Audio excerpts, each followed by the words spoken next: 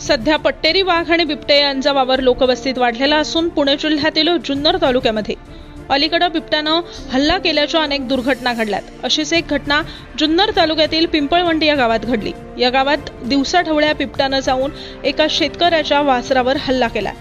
मात्र ही घटना कुटुंबातील इस्मानी पाहताच त्यांनी आरडाओरडा चालू केला आणि बिबट्याला हुसकावून लावण्याचा प्रयत्न केला।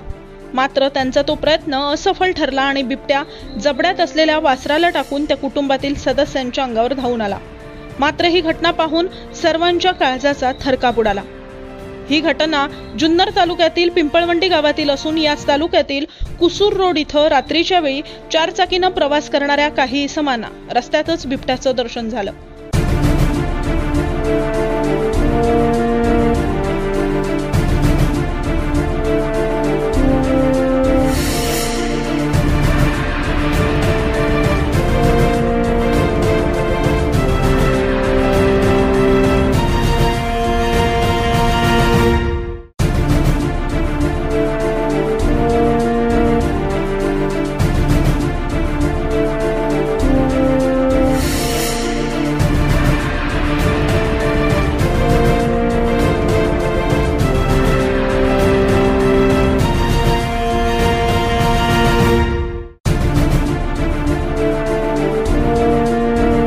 तर एकीकडे याच जुन्नर तालुक्यातील मांजरवाडी येथील बिबट्यामादी वन विभागाच्या प्रयत्नानं जेर बंद करण्यात यश आलंय।